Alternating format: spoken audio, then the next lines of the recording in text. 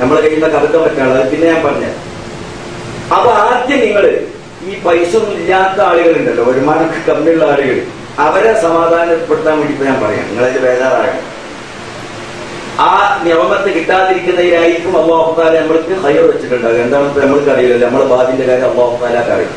അപ്പൊ അടിമകളെ പറ്റി നല്ലതുപോലെ അറിയുന്ന അല്ലാഹു തആല, ഇവന്റെ എല്ലാ സ്വഭാവവും തബിയത്തും അറിയുന്ന അല്ലാഹു തആല അവന് ഖൈറായതുകൊണ്ട് ചിലപ്പോൾ പൈസ കൊടുക്കാതിരിക്കാൻ സാധ്യതയുണ്ട്. നമ്മൾക്ക് അറിയില്ല. ഏതായിരുന്നാലും ചോദ്യം നിർത്തണ്ട, ചോദിച്ചുകൊണ്ടിരിക്കുക. ഖൈറാകുന്ന നേരത്തെ അല്ലാഹു തആല തന്നോട്ടെ, അല്ലെങ്കിൽ വേറെ കൂലി കിട്ടുമല്ലോ. എന്തായിരുന്നാൽ അല്ലാഹുവിനോട് ചോദിക്കല് ഒഴിവാക്കണം. ഇനി അല്ലാഹു തആല നമ്മൾക്ക് തന്നു എന്ന് വെക്കാം. നമ്മളുടെ ആവശ്യങ്ങൾക്കെല്ലാം തന്നാൽ ആദ്യമായിട്ട് ഈ കിട്ടുന്ന പൈസ കൊണ്ട് നിങ്ങളുടെ മുന്നിലുള്ള ബാധ്യത ഞാൻ നേരത്തെ പറഞ്ഞതാണ്. ഏത്? നിങ്ങളുടെയും നിങ്ങൾ ചെലവിന് കൊടുക്കൽ നിർബന്ധമായ ആളുകളുടെയും ആഹാരം, വസ്ത്രം, അവരുടെ താമസ സൗകര്യം, ഇങ്ങനെയുള്ള കാര്യങ്ങൾക്ക് വേണ്ടിയാണ് അതിന്റെ ഒന്നാമത്തെ ചാൻസ് ചെലവഴിക്കുന്നത്. അത് നിർവഹിച്ചേക്കണം. അതിന് വീഴ്ച വരുത്തി നിങ്ങൾ അവിടെ കൊടുത്തു, ഇവിടെ കൊടുത്തു, സംഭാവന കൊടുത്തു എന്ന് പറഞ്ഞിട്ട് കാര്യം ഉണ്ടാവില്ല. പെരയിലെ ആഹാരത്തിന് അവിടെ ഭാര്യമാരും കുട്ടികളെ പട്ടിണിക്കിട്ടുകൊണ്ട് അവരോടുള്ള ബാധ്യതകൾ നിർവഹിക്കാതെ നമ്മൾ ജനങ്ങളുടെ ഇടയിൽ പ്രശസ്തിക്കോ പേരിനോ വേണ്ടിയിട്ട് അത് കൊടുത്തു ഇത് കൊടുത്തു എന്ന് പറഞ്ഞിട്ട് കാര്യമില്ലല്ലോ. അവരുടെ കാര്യങ്ങൾ നടക്കുന്നുണ്ടോ എന്ന് നിങ്ങൾ നല്ലതുപോലെ ചിന്തിക്കണം. അത് നിങ്ങളുടെ ബാധ്യതയാണ്. മറ്റുള്ളതെന്നൊക്കെ പറഞ്ഞാൽ അതൊക്കെ കഴിവുള്ള ആളുകൾ ചെയ്യേണ്ട കാര്യങ്ങളാണ്. അത് ചെയ്തില്ല എന്ന് വിചാരിച്ച് നിങ്ങളോട് ചോദ്യം ചെയ്യപ്പെടില്ല. നിങ്ങൾ പരിമിതമായ വരുമാനമുള്ളവരും നിങ്ങളുടെ പിന്നിൽ അത് പ്രതീക്ഷിച്ചു നിൽക്കുന്ന, നിങ്ങൾ ചെലവ് കൊടുക്കേണ്ട ആളുകൾ ഉണ്ടായിരിക്കുകയും ചെയ്യേ, നിങ്ങൾ അവരോടുള്ള ബാധ്യത നിർവഹിച്ചിട്ടില്ലെങ്കിൽ അല്ലാഹുവിൽ നിങ്ങളോട് ചോദ്യം ചെയ്യപ്പെടും. അത് നിങ്ങൾ ശരിക്കും മനസ്സിലാക്കണം. അപ്പൊ ഇന്നിൽ ആളുകൾ ഉണ്ടായിരിക്കാൻ, അശ്രദ്ധരായിരിക്കാൻ നമുക്ക് പറ്റില്ല എന്നർത്ഥം. ആ ഉത്തരവാദിത്വം അല്ലാഹു തആല നമ്മളെ ഏൽപ്പിച്ചിരിക്കുകയാണ്. കുല്ലുക്കും റാഇ വകുല്ലുക്കും മസ്ഊലുൻ അൻ റഇയതിഹി. നിങ്ങൾ എല്ലാവരും റാഹികളാണ്. റാഹി എന്ന അറബി വാക്കിന്റെ അർത്ഥം നേർക്ക് നേരെ ആട്ടിടയെന്നാണ്. ആടിനെ മേച്ച് നടക്കുന്ന ആളുകൾക്കാണ് റാഹികൾ എന്ന് പറയും. അപ്പൊ നമ്മളൊക്കെ യഥാർത്ഥത്തിൽ ഒരു ആട്ടിടയനെ പോലെയാണ്. നമ്മൾ കുറെ ആൾക്കാരെ മേച്ച് നടക്കുന്നുണ്ട്, ഭാര്യമാര്, മക്കള്, ഇങ്ങനെയൊക്കെയുള്ള കുറെ ആളുകൾ. അവൻ ആരെയാണോ മേച്ച് നടക്കുന്നത് ആ കുഞ്ഞാടുകളെ കുറിച്ച് ഇവനോട് ചോദ്യം ചെയ്യപ്പെടും. അവർക്ക് ആഹാരം കൊടുത്തോ? അങ്ങനെയാണോ? ആടിനെ മേച്ച് നടക്കുന്ന ആൾക്ക് ആടിന് തീറ്റ കൊടുത്തില്ലെങ്കിൽ യജമാനൻ ചോദിക്കൂലേ? തീറ്റ കൊടുത്തിരുന്നോ എന്ന് ചോദിക്കൂലേ? അവരെ ശരിക്കും മേച്ചിരുന്നോ? ഭക്ഷണം കൊടുത്തിരുന്നോ? വെള്ളം കൊടുത്തിരുന്നോ എന്ന് ചോദിക്കൂലേ? ഇതുപോലെ നാളെ അല്ലാഹുവിന്റെ മുന്നിലെത്തുമ്പോൾ നാം ഓരോരുത്തരും നമ്മുടെ പിന്നിൽ ഉള്ള ആളുകളെ കുറിച്ച് അവരോടുള്ള ഹക്കുകൾ നിർവഹിച്ചോ എന്ന് ചോദ്യം ചെയ്യപ്പെടും. അപ്പോ ഭാര്യമാർക്ക് ചെലവിന് കൊടുത്തിട്ടില്ലെങ്കിൽ, അവർക്ക് വസ്ത്രം കൊടുത്തിട്ടില്ലെങ്കിൽ, അവർക്ക് താമസിക്കാനുള്ള സൗകര്യം ഉണ്ടാക്കി കൊടുത്തിട്ടില്ലെങ്കിൽ, കുട്ടികൾക്ക് വിദ്യാഭ്യാസം നൽകിയിട്ടില്ലെങ്കിൽ, അവർക്ക് ചികിത്സ നടത്തിയിട്ടില്ലെങ്കിൽ ഒക്കെ നമ്മളോട് ചോദ്യം ചെയ്യപ്പെടും. അപ്പൊ അതിനുള്ള വരുമാനം ഉണ്ടായിക്കഴിഞ്ഞാൽ അതാണ് ഒന്നാമതായിട്ട് ഫർളാകുന്നത്, നിർബന്ധമാകുന്നത് എന്ന് നിങ്ങൾ മനസ്സിലാക്കി.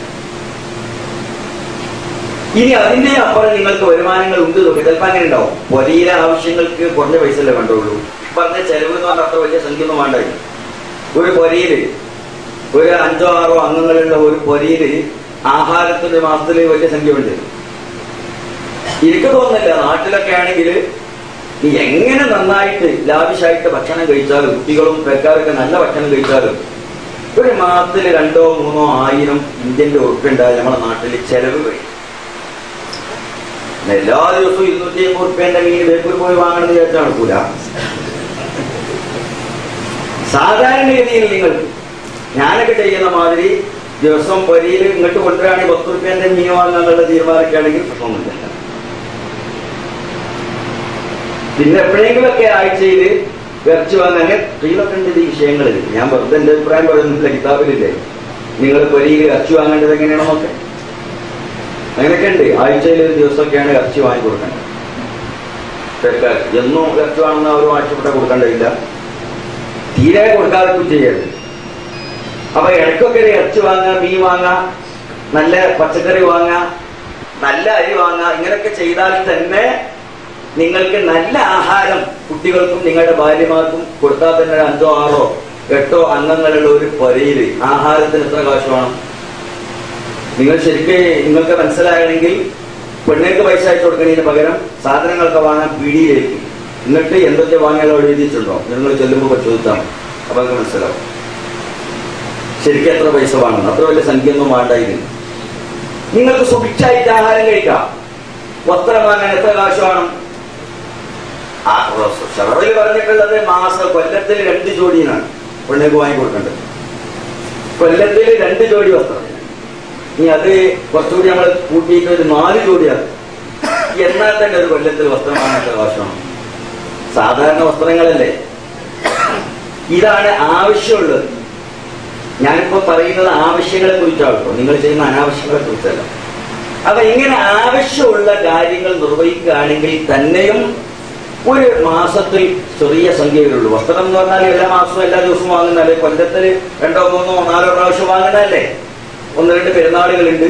ഇനി അതിന്റെ ഇടയ്ക്ക് എന്തെങ്കിലുമൊക്കെ ആണ്ടറിഞ്ഞ് വരുമ്പോൾ ഒരു ജോഡി 2 ജോഡി വസ്ത്രം വാങ്ങിയാൽ കുഴപ്പമൊന്നുമില്ല. ഞങ്ങളൊക്കെ ആയാൽ തന്നെ നല്ല നിലക്ക് വസ്ത്രം കൊടുത്താൽ തന്നെയും അതിന് വലിയ സംഖ്യ ഒന്നും ആവശ്യം വരുന്നു. പിന്നെ ഒരു വീടാണ് ആവശ്യം. മാന്യമായ ഒരു വീട്. മാന്യം വെച്ചാൽ നമ്മളുടെ അവസ്ഥക്ക് അനുയോജ്യമായ ഒരു വീട് ഉണ്ടാകണം. അതിന് സൗകര്യപ്രദമായിരിക്കണം.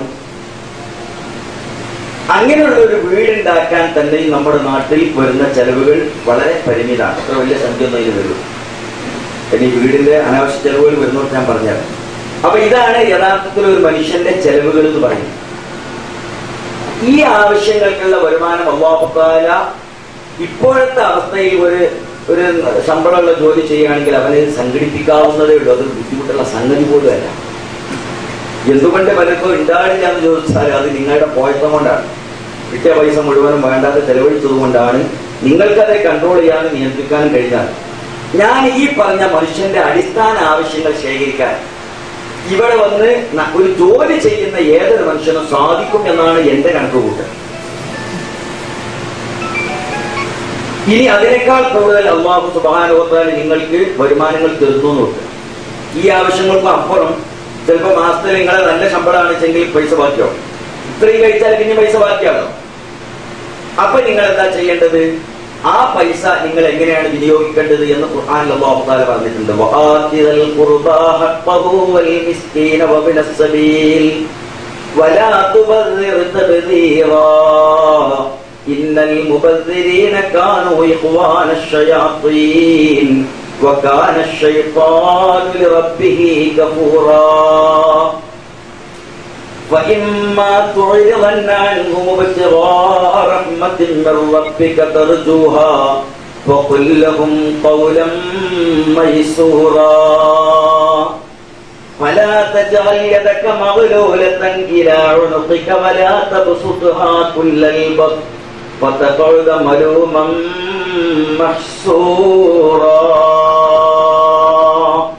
ഖുർആനാണ്. അല്ലാഹു തആല പറയുന്നത്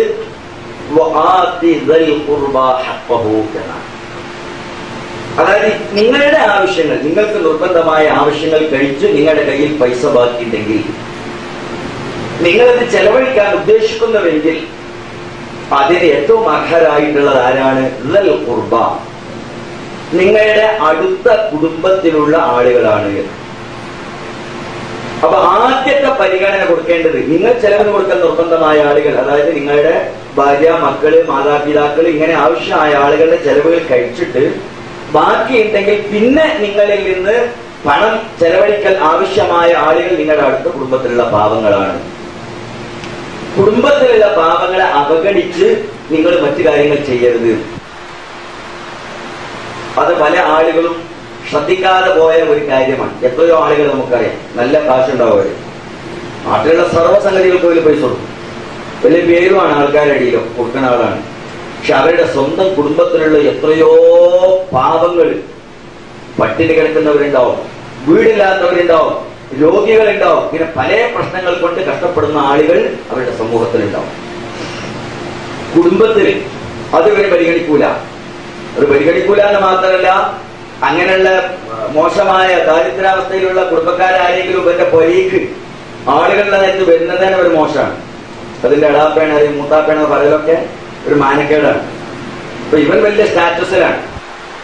അങ്ങനെ കുടുംബങ്ങളെ അവഗണിച്ചു പോകുന്ന എത്ര ആളുകൾ. നിങ്ങൾ കുടുംബങ്ങളെ പരിഗണിക്കണം. കാരണം അവരോട് നിങ്ങൾക്ക് ഖറാബത്തിന്റെ ഹക്കുണ്ട്, ഇസ്ലാമിന്റെ ഹക്കുണ്ട്. മുസ്ലിമായി എന്നുള്ള ഹക്കും അതോടൊപ്പം തന്നെ നിങ്ങളുടെ അടുത്ത ബന്ധുവാണ് എന്നുള്ള ഹക്കും നിങ്ങൾക്കുണ്ട്. അപ്പൊ കുടുംബത്തിലുള്ള പാവങ്ങൾക്കാണ് നിങ്ങൾ ചെലവഴിക്കേണ്ടത്. എന്നിട്ട് എക്സസ് ഉണ്ട് നോക്കുക, പൈസ ബാക്കി ഉണ്ടെങ്കിൽ വൽ മിസ്കീൻ നിങ്ങൾ